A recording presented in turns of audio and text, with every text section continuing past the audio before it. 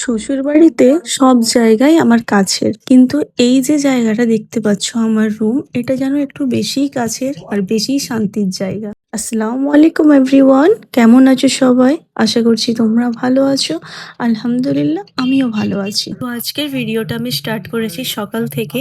আজকে আমাকে একদমই রান্নাঘরে যেতে হয়নি, ওখানে আমার কাজ ছিল না। আম্মা জি একাই সবটা করে নিয়েছে, তাই আমি এদিকে পরিষ্কার করতে চলে এসেছি সকালে। জানো তো, এই ঝাঁটা দেওয়া, মোছা, পরিষ্কার করা, গোছানো আমার ভীষণ পছন্দের কাজ। এই কাজগুলো আমি খুব মন দিয়ে করি আর খুব ভালোবেসে যত্ন করে এই কাজগুলো করি।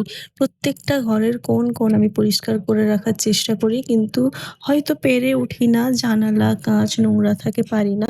আমাদের বাড়ির ভেতরে অনেক রকম কাজ হয়, যেমন ধরো তিনতলাতে কাম কাটা হয়, মানে থানগুলো কাটা হয়, দোতলাতে ইন্টারলক হয়, আর তিনতলাতে মাল প্যাকিং হয়, হাতের কাজ হয়। তো সব মিলিয়ে সব সময়ই একটা ধুলো লেগে থাকে ঘরে, বুঝলে তো। তাই প্রত্যেক দিন যদি কম কম করে মুছে রাখি, তাহলে একচোটে একদম এত কাজ করতে হয় না, প্রত্যেক দিনই পরিষ্কার থাকে। তো সব কাজ মিটিয়ে গোসল করে আমি চলে এসেছি। ওদের খালি স্কুল ড্রেসটা আমি ধুয়ে নিয়েছি, ওটাই আমি শুকোতে দিতে চলে এসেছি। আর উপরে এসে দেখছি কাপড় শুকোতে দেওয়ার ক্লিপগুলো সব এদিক ওদিক ছড়িয়ে বিছিয়ে রয়েছে, তো ওগুলোই তুলে নিলাম। জানি না কে এরকম কাজ করে গেছে, দুটো ছেলের মধ্যে যে কোনো একজন তো করেছে। ছাদে একটু টাইম কাটাতে তো ভালো লাগে, কিন্তু আমি অতটা সময় পাই না যে এসে ছাদে অন্তত আধ ঘন্টা হলেও বসবো, একটু হাওয়া খাবো, একটু রোদে বসবো। কিন্তু সেই সময়টা আমাদের হয় না। আমার কেন, আমাদের কারোরই হয় না।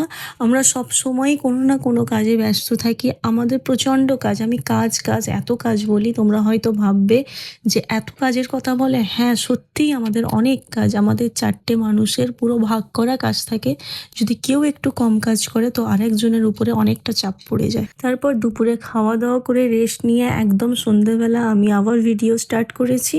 আর আগের ভিডিওতে তোমাদের আমি দেখিয়েছিলাম যে এক গাদা কাপড় জড়ো হয়ে আছে, আমাকে গোছাতে হবে।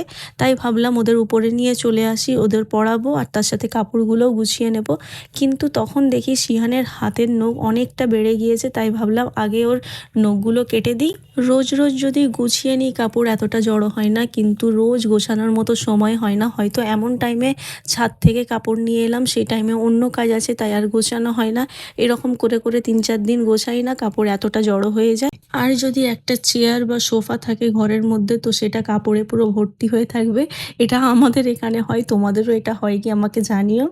এই যেমন এই রুমে আব্বাজিরা এখন শোয় না, তাই সব কাপড় আমি খাটে ভর্তি করে রাখি, সময় হলে গোছাই। তারপরে আম্মাজিও চলে এলো আমাকে হেল্প করতে, বললো দুজন মিলে কাপড় গুছিয়ে নিই।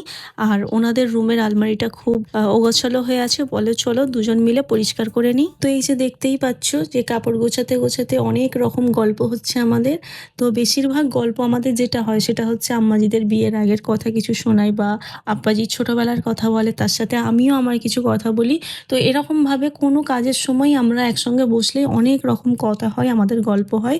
আর এটা খুব ভালো একটা পার্ট আমার মনে হয়। প্রত্যেকটা ফ্যামিলিতেই আমি সব শ্বশুর শাশুড়ি আন্টি আঙ্কেলদের বলবো আর বউয়েদেরও বলবো যে একটু মানিয়ে নিয়ে চলো, জীবন অনেক সুন্দর হয়ে যাবে। আর আন্টিদের বলবো যে আপনারা আপনাদের বউয়েদের একটু ভালোবাসা দিন, তারা তো নতুন মানুষ, আপনাদের ঘরে আসবে, তাদের সব কিছু বুঝিয়ে নেওয়ার, মানিয়ে নেওয়ার একটু সময় দিন, দেখবেন সব ঠিক হয়ে যাবে।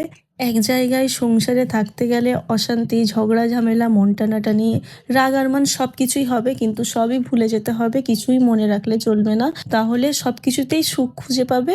তো চলো, অনেকটা জ্ঞান দিয়ে ফেললাম আর বললাম না কিছু। এটা আমি আমার জীবনের কিছু ঘটে যাওয়া এক্সপিরিয়েন্স থেকে তোমাদের কিছু বললাম। তো ভালো লাগলে ভিডিওটা লাইক করে দিও, আর হ্যাঁ, সাবস্ক্রাইব করতে একদম ভুলবে না। So till then, tata.